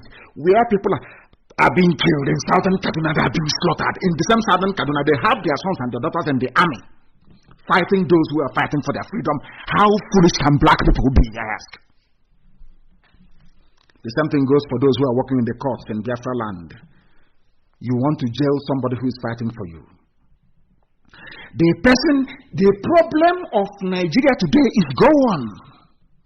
Go on is the problem. He may say that the British forced him. Go on is he wants to head of. Go on is the problem of Nigeria. That is why I said I'm praying. I'm praying every day, and he knows that God is no longer listening to his prayers because he comes from Plateau State. In Benue Plateau is now the epicenter of Fulani banditry and terrorism as punishment, because if you touch the anointed of God, God will always pay you back. All the terrorism ravaging the north is as a result of what they did in our land. And if I say to them, the reason why all these Fulani terror groups are now killing the army and the police in the north is because of Operation Python Dance, they won't believe it. But that is the reason why. They will kill all of them, and they'll keep killing them. And today, Plateau, people of Birom today, there is no Birom man or woman who can claim to be a local government chairman. It's because of go on is the problem. Go on went to Ghana, discussed with Ojukwu how things are going to be. He came back and he reneged, and he had the temerity to come out and say that Ojukwu seceded. And those, let me catch a journalist again, write that nonsense that Ojukwu went to war, well, Biafra seceded. I'm just waiting to read from one idiot. Then I'll disgrace the fool. idiots everywhere in this zoo. That's why I call them zoo animals. They claim they went to school. And I have said, they should knock down, they should bulldoze every university in the zoo. It is useless. What they train are idiots. As you're coming out of the zoo as a graduate and you go and do that, you're useless NYSC, you become a very foolish idiot, an animal for the rest of your life, because you can no longer reason. 193 million people. Have you heard of such? Do the mathematics. 193 million people begging 7 million people to please help us make our lives more tolerable. In front of your eyes, the korokoro, before your two naked eyes, they shut down 4 refineries and gave their own person, another Fulani man, license to go and build a refinery. In your own eyes, every day you wake up and you talk about one Nigeria. Are you not foolish? Are you not hopeless? Are you not idiotic? Gowon was the man who sabotaged Aburi, and as such is the man responsible today for all the woes happening in the zoological republic that Britain created. The British imperialistic tendencies that scuttled the beautiful Aburi Accord is the reason why all of you are in a mess. Is the reason why you are dying in the Middle Belt. Is the reason why there are Fulanis camped in your villages right now. Is the reason for the rise of Mieti Allah. Gowon is the one responsible for it. And everybody fell hook, line, and sinker for the British BBC propaganda against Biafra and Ojukwu. All of you fell for it. The same way that they are carrying their propaganda against me and IPOB, but only this time that we are formidable. If you give us 1, we give you 100. That is why they are afraid of us. Bring it on. I don't care who you are. If you like CNN, let them do any documentary about us, and they know who we are. Even Facebook has gone on to close our a community of 1.5 million people. It doesn't matter how they conspire. Now we have our own platform. Now, as I'm speaking, the whole world is listening to me. They can no longer stifle us. They can no longer cage us. They can no longer censor what we say or what we are thinking. Now the field is level. And they will get it. They will get it. People are now waking up to the reality that full on demonic plans for all of you ignorant fools shouting one Nigeria is very obvious. Once you shout one Nigeria, you are a complete bastard. You are an animal. I'm telling you the truth. Fulani is making use of your brain and you cannot see it, and you claim you went to school. You claim you're educated. But of course you're not. People moving cattle from place to look at Mieti Allah. Ordinary Mieti Allah can go to Asorok. And they gave them 100 billion in front of all of you. All of you saw it. They didn't hide it. A terrorist group was given 100 million before all of you animals in the zoo. 193 million people begging 7 million people that came as visitors in your own land. Black people. I have told God in my next life I don't want to see blacks. I'm telling you, we are useless to the bottom line. We are useless. 193 million people begging 7 million people. Every day we are begging. They kill us in Southern Kaduna, we cry. They kill us in Zaria, we cry. They come to Agatu, they kill us, we cry. They go to the forest in Yoruba land, they kill Papa Sharanti's daughter, we cry. Now that is all we do. That is all. And out of all of this nonsense, an idiot will come up and be talking about one Nigeria. It's even now, even a House of Reps member. Oh God in heaven, put me out of this misery and this UG. Black people, they drive me mad. Black people, the way they reason, they drive me insane. Why did you create black people? How can you create people who cannot reason? I don't understand it. Water bill is a northern agenda to tighten the noose on the south. Listen, somebody who went into the House of Reps and took an oath to be loyal to Nigeria. A member of the House of Representatives representing Ughelli North and the South and Udu Federal Constituency in the House of Honorable Francis Waive has described the water resources bill, the Fulani water resources bill, as a northern agenda, which is, when they say northern, it means Fulani. Forget all that northern crap. After all, it is the same north that they are killing people in Kaduna. The same north, they are killing Christians in Zaria. These are Hausa Christians. In the same north, in Birom, they are killing people in Plateau, killing people, killing everybody. They're killing your north. Northern agenda. It is a Fulani agenda. Is a northern agenda to tighten the noose on the south. and you have somebody from the same south, you can see clearly the intentions of the Fulani to take over your life. You can see them coming with their AK-47 and their bombs, and you're there shouting, waving your flag, one Nigeria. What as Dave Umar is doing, he thinks they'll give him presidency. He's a madman. Of course, he knows he cannot get it. Can you see it? This is what they do. They convince you to be against yourselves. And I have asked go and ask, okay, all these murderers that you have answering governors, Obiano, these are people that killed their own fellow brothers and sisters fighting for their freedom. Let me ask you, have you not heard of Oduduwa freedom and agitation? Have you not heard about it? Did you not see the flag all over the place, Yoruba flag? Has anyone killed them or burnt the flags? It's only you idiots. Only you fools, the fools. Every blessed day, Biafra this, IPOB did you this, IPOB did. Can you now understand it? And let me tell you, there's something people haven't noticed as well.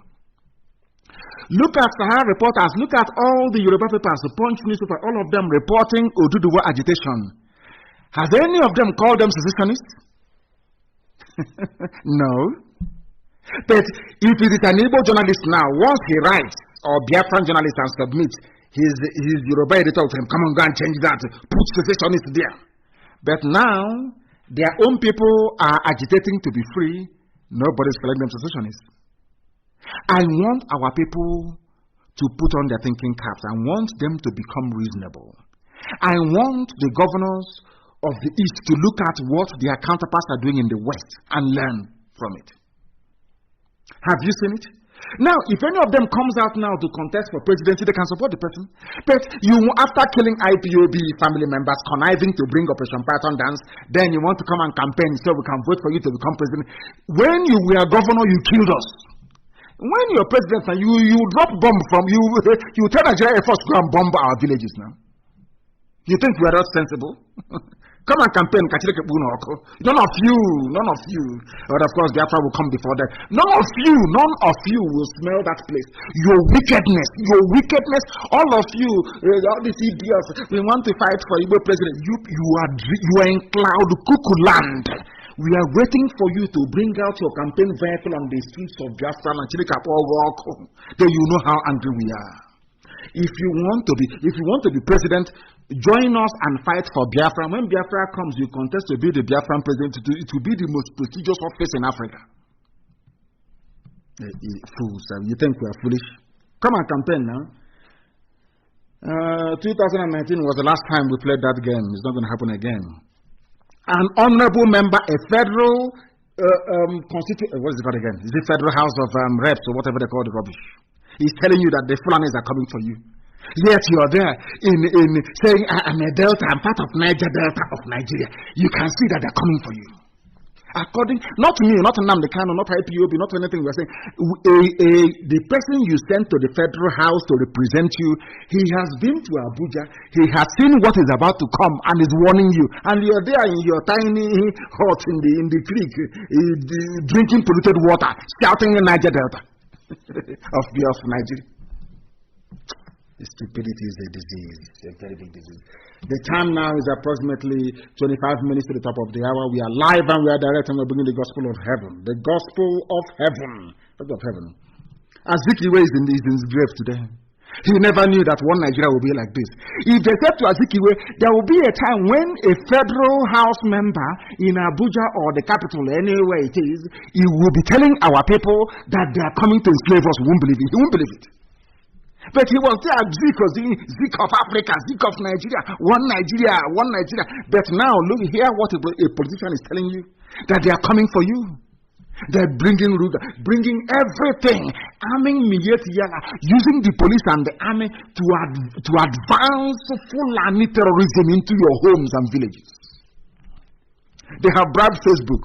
They have bribed everybody. They have bribed everybody bribable to suppress the truth. Because of course, from Bill Gates' perspective, any death in Nigeria is a plus for the world because there are 200 million. So in fact, I even believe that the ones encouraging funny terrorism. So to keep the numbers down. I'm being honest with you. not minding the overwhelming evidence of Fulani domination and the patent Islamization. Some Yoruba people have not learned from the experience of their loss of a Lorin to the Fulani. Some so-called Yoruba are against the Oduduwa Republic. I'm talking about those who are against the Oduduwa Republic. But one good thing is that no Yoruba governor has ever mobilized the Fulani army to kill their people. Unlike the idiots you have in Biafra. These are the ones going to contest for presidency now. After you killed us as a governor, imagine what you're going to do to us when you become a president. You will come and behead all of us now. You will send your Fulani. You will want to prove to Fulani that you're a good Nigerian. So that means, and they will tell you, why don't you go and set an example with your own people? You will send them to come and behead all of us. Igbo man, president of Nigeria. Mad people everywhere. Oduduwa Republic, October 1 rally divides Yoruba leaders. They are divided. And in this very division that they have, these people claim they are educated. Some of them claim that they went to school. There is one calling himself High Chief Lakan Balogun. I have not seen any Yoruba or Oba who support self-determination. How can they support it when they are afraid they will be arrested if they do? Or Olu Badon was the only one at that Ibadan conference, and he was represented by his High Chief. And Lekon Balogun only pleaded for unity and peace among Yoruba. He did not preach self-determination. The idiot saying this thing doesn't know that there are Yoruba people in Benin Republic, Yoruba people in Togo as well. He claims he loves Yoruba people, but he doesn't want to see all Yoruba people united under one banner, under one nation. I don't know if it is the meat. There must be something wrong with any idiot that calls himself a Nigerian. I'm very sorry, it is not the High Chief Lakan Balogun, please. Let me see the monkey saying this type of rubbish. In fact, he didn't even put his name down. He didn't put his name. One is saying that more harm will be done. He's a coward, he didn't even put his name down. We need to involve everybody. Are you going to involve the same Oba who said he's now an emir in Yoruba land that the Fulanis gave money? He said he's now an emir. Are you going to involve him as well? The likes of the Supreme Court, people call him governor. I don't want anybody calling him governor anymore. He is the Supreme Court administrator. He is the Supreme Court Fulani appointed administrator of Imo State. I don't want anywhere on any IPOB Radio Biafra platform anybody referring to Hope Uzodinma.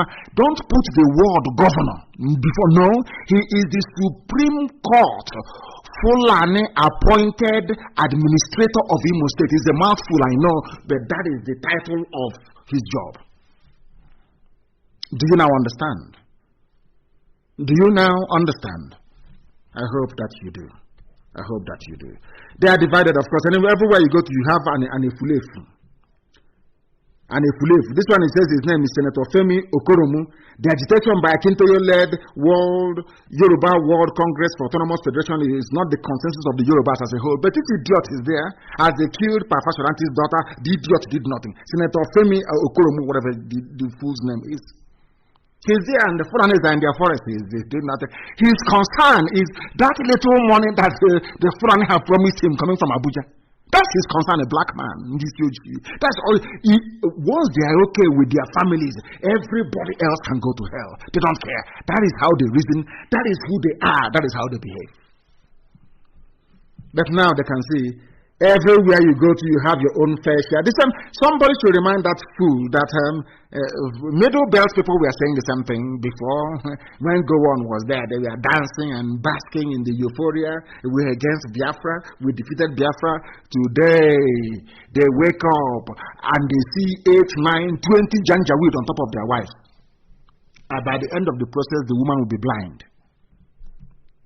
Now you understand? Please, that is why I don't feel sorry for any Efulefu. 60 years on the edge. 60 years and the zoo is going nowhere. According to Danjuma, Dogonyaro, Lekwot and others. And they are all from the Middle Belt. Danjuma, Dogonyaro, Lekwot, others. All from the Middle Belt. They were the ones that fought Biafra. They were the ones that carried the propaganda. Igbo man is your problem. They're the ones that said that Biafra must be destroyed. Today they are crying. Today they are shedding blood. Today blood is coming out of their eyes. I'm not happy about it. It's called comeuppance. They are getting it today. Now they know Biafra wasn't the problem. Now they know that Ojukwu was not the problem. They are their own. The same place that Danjuma comes from is where Gowon comes from. Now the Middle Belt is paying the price the same way that the Hausa people paid the price for betraying their kings. Today the Middle Belt is doing the same thing. They are now crying, saying that things are no longer happening. What did it actually say? Least Biafra war, Sharia democracy, other matters to be investigated. Now they want Biafra war to be investigated. Now they understand that we did nothing wrong. Now they know that Ojukwu did not. But these were the people that fought Ojukwu. Now they are even using the same words that are used on Radio Biafra. Buhari's administration using colonial solutions to tackle problems. Now it is very clear that the Fulanis, they are the ones colonizing you. Very, very clear. Very, very clear. This is why we say sit at home. It's only that tells you how wicked and callous some of these governors are. Everybody is lamenting. Even people who are die in the wool Nigerians like Danjuma, they are lamenting. When we said, but Fulanis are killing us in our farms, can't you see it? Let us tell the world we are not happy. An Igbo man will answer. There's no sit at home in Ebonyi. Ebonyi is a Fulani state now, as the Fulani police commissioner said. Is almost a Fulani state. Can you imagine? And that day, some idiots will leave their homes to come out. When they don't, if you leave your home to come out on the 1st of October in Abakaliki or in Ebonyi, the blood of all those people that the Fulani terrorists are killing in the farms are on your head. Umahi said to come out, defy the sit at home because he wants to be vice president to a Fulani man. All the mining in Ebonyi is under Umahi's name with Chinese people. That's what he's doing. Some of you are blind. The same thing that the Fulanis did to Middle Belt is what he's doing to all of you because you are blind. You are blind, you cannot see. When the result will come home, I will tell you, I told you so. As I was telling everybody before. When I told you people before that the Fulanis were coming, did you believe me? Did you believe me? I told you they will come. I said they are coming to enthrone bad governors. This thing they're saying today, I told you the Fulanis will come. Your life will be a misery. Has it not happened? Has it not happened before your eyes? The same thing will happen to you. People don't know. Omahi will destroy all of you in Ebonyi. By the time you wake up, I swear to God in heaven, Ebonyi will become a Fulani caliphate. Then your eyes will clear. Mad people everywhere. Even now, after so many years, Biafra war, Sharia democracy, other matters to be investigated. Now the eyes of everybody has opened. 50 years after Ojukwu told them this. What I'm fighting is a just cause. They didn't want to hear. Ojukwu kept saying, what I'm fighting, nobody wanted to listen. Yoruba did not want to listen. Middle Belt said, let's go and kill them. Even our own brothers, everybody, they bribed them, they gave money to some people from Ijoland, like Edwin Clark, to become a traitor, and he was a traitor. They are today your leaders. Traitors of yesterday are today your leaders, and you're telling me that you're human beings. What type of God made you? Now, after demonizing Ojukwu, after talking rubbish about Biafra, after over 50 years, typical black people, they have now realized their mistakes. They are now saying, oh, we are very sorry. Which they will say to IP. Was IPOB? Remember when we started? There was no name under the sun that we were not called. Every name miscreant. So are you telling me now that those people fighting for Duduwa Republic that they are miscreants? Are they touts? Are they seeking for recognition? Do they want money? Do they want fame? I want to let people understand the depth of evil in the heart of an Igbo man. I want to ask them, have you seen those who are agitating now? As a result, of course, when I met the Ambazonians in America in those days, they told me, I asked them, how did you start? They said, we were listening to Radio Biafra. I'm being honest, go and ask them. It spurred us to rise up to challenge the existing colonial imperialistic orthodoxy in Cameroon by listening to us on Radio Biafra. I'm being honest with you. Now in Western Togoland, in Ghana, they are fighting for freedom because they listen to Radio Biafra. People thought that the Yorubas can never wake up, that they will never rise up to fight. But now, this breed I'm seeing now, I'm even afraid of them. They are determined. to the core. And as I said to them, Tinubu will try to use it to ride to Asorok. They said over there, it can never happen. So there is no fear that tomorrow they will give it to Tinubu and he will abandon. No. People can't abandon this. It's impossible. That is to tell that everything we tell you comes to pass. Everything I tell you comes to pass. And why would people defend something as horrible as Nigeria? Because of what I call the empire mentality from our creators, the British, who adopted, I can't understand, people that they put in power after independence adopted the rogue mentality of building an empire. They call themselves nationalists. Before the white man came, were the Yorubas at war with Biafran people? The answer is no. Were we at war with Middle Belt? The answer is no. How come after they came and left? Because they built an empire. And there is something in the brain of black people. This is something that most people don't know. Black people, no matter how primitive we are, we love our freedom. And that is why in the next 50 years, you see Africa, you won't recognize it again. People are going to break into pieces. If they like, they can come back together later on. But to tell me that a white man can come from somewhere and model people up together and give you a name and you answer it, in 50 years' time, Africa will not be recognizable. People will break away. I'm telling you, people will want to be on their own the way we were before the white man came. And what is wrong with that? Absolutely nothing. Absolutely nothing. Those idiots that call themselves nationalists, they came and acquired the British Empire mentality. Let us expand. That was why, as if you said, no, they leave Nigeria the way it is. I don't believe in breakup because he wants to be an emperor and an empire that he did not build. That is the truth and the fact of life. That is why, even as we preach this very gospel, in the Western, they call it, is it Western Togoland, they call it. Western Togoland. They say the Ghanaian police or the Ghanaian armed forces. That's where they are strong, armed forces. Ghana security forces say separatists killed in shootout. That's what they do.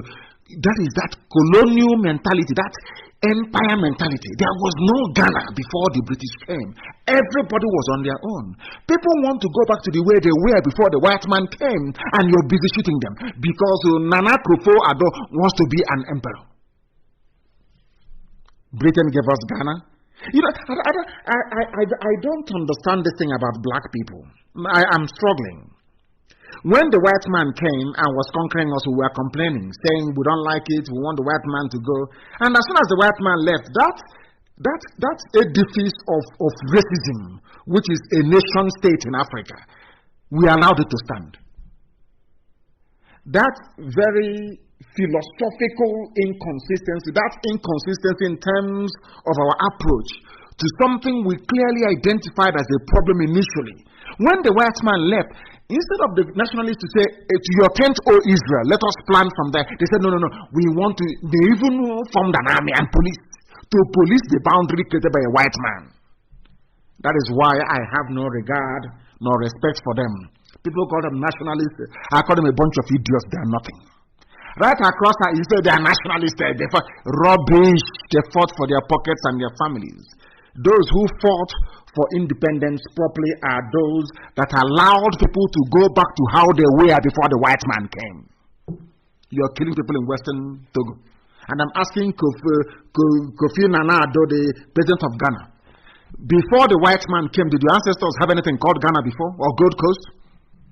But now the white man has left. You want to assume. People are very, very backwards. Very, very backwards. Very, very backwards, I'm telling you. That is why I call African people fools. They don't have any brain, they cannot reason very well. Let us go back to how we were before the white man came. Then if I want to be in the same country with the white people, I can go and negotiate with them and say, we have this and that in common, we can benefit each other, we debate it, we vote on it, we go to place visits, we ask the people, and they vote. That's how it's done. Anybody you want to join you, you go to them and they willingly join. As Scotland willingly joined the UK over 300 years ago, and today they want to go, and nobody's stopping them. I don't know what is wrong with African people. A white man came and built some junk, called it Nigeria, which you don't even know the meaning of the name, and you're jumping up and down. I'm a Nigerian. Let's defend Nigeria. And I'm wondering what type of cage the animal jumped out from, and possibly a university degree holder for that matter. Very, very sad indeed. Very, very stable. We must preach the gospel of truth. We must preach this very gospel. So Fulani will continue to wreak havoc on all of you.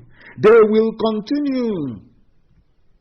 That is why they said, effort for peace sake, Southern must become next president. We are not interested. This is Audu Ogbe. He's from the middle belt.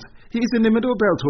Audu Ogbe in a Southerner should be. Did we say that is our problem? Do you think we are fools?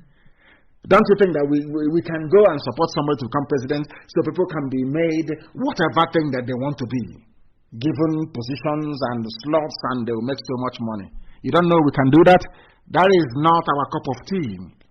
If you like, spread your presidency like a confetti all over the place. That is when they will know who we are. We are not interested.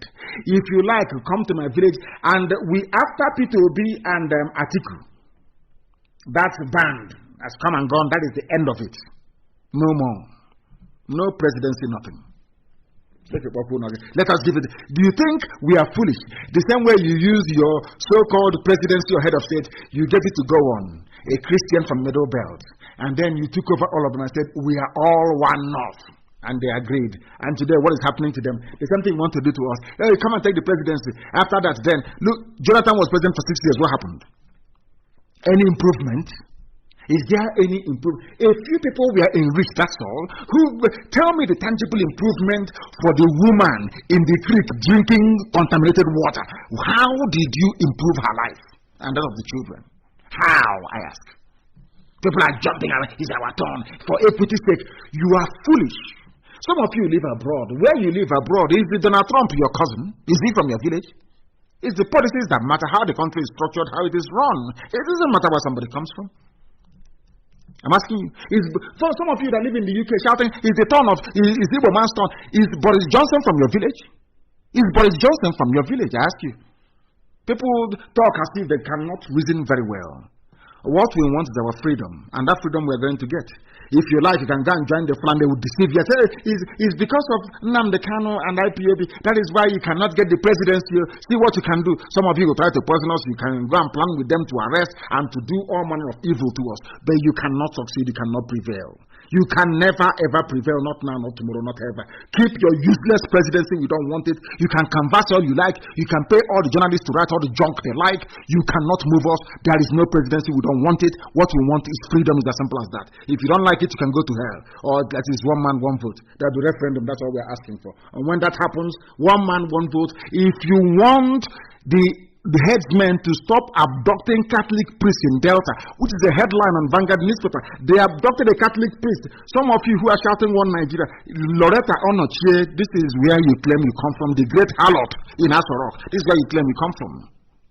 Suspected Fulani headsmen on Saturday evening kidnapped a Catholic priest, Reverend Father Jude Onyebade, and 3 of his workers in his farm along Isele Bitime Road and Nyocha North Local Government area of Delta State, throwing the area into fear. When IPOB goes in there now to dislodge them, they start complaining, they send the army, they send the police. Now that they have come, they have kidnapped. No army, no police, nobody is shooting up the village, nothing. Because it's Fulani. That is their game plan. Loretta Onochie, you are in Asorok, supplying dead wood prostitutes to idiots in Asorok. This is what is happening in your so-called state. Have you seen it? This is one thing that fools don't understand. I was warning you before, if you are shouting one Nigeria and working for the Fulani Janjaweed, your village is in danger. Loretta Onochie, your village is in danger. Have you seen what they have done? These are Fulani people. These are the idiots that you're serving and supplying filthy, dirty, diseased women to in Asorok. You can see it. She's a madam, high-class madam in Asorok, supplying prostitutes to idiots. Fulani Janjaweed don't circumcise in Asorok. Her village is burning. They are kidnapping priests and people in her village. As I told you before, that is what you get when you serve Fulani Janjaweed. When you talk rubbish about one Nigeria, you place your village in danger. This is for Loretta Onochie. Go and read it up. Go and Google it and read it up. It is there very clear for the whole world. Headsmen abduct Catholic priests in Delta. It is very clear for the whole world to see and to hear. As I warned you before. We are not Igbo, we are Nioma, we are Nyocha, we are Nyoji, all that rubbish. Fulani have come. Those that told you that you're not Igbo, they have come to Delta to deal with you. People cannot reason. But here we compel them, we force them to reason, and they are reasoning. because they have no choice.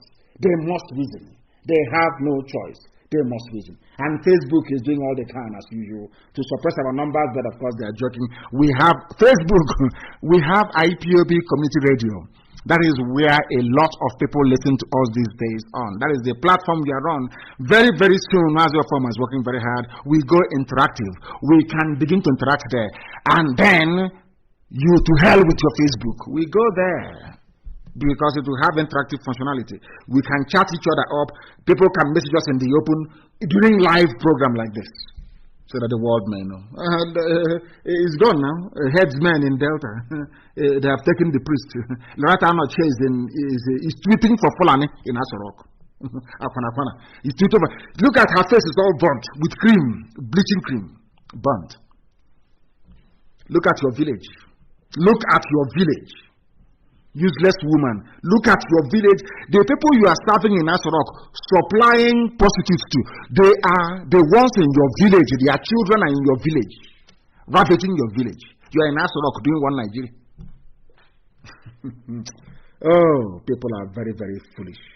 Very, very foolish. Very, very foolish. We are live and we are there, of course.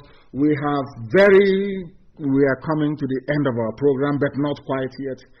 Another gas explosion in Lagos. They said everything is gas. They explode a bomb, Fulani explode a bomb, kill people. They say it's gas. Even where there is no gas, so it is gas. Gas explosion.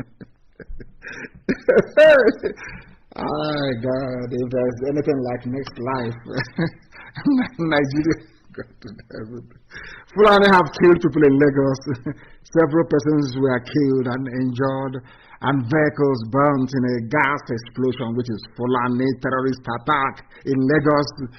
Very, very simple. They are working hand in hand with the Fulani terrorist army. Hand in hand with the Fulani terrorist army. That is what they are doing, and bombing and killing people all over the place. And some idiots cannot see, they cannot understand it.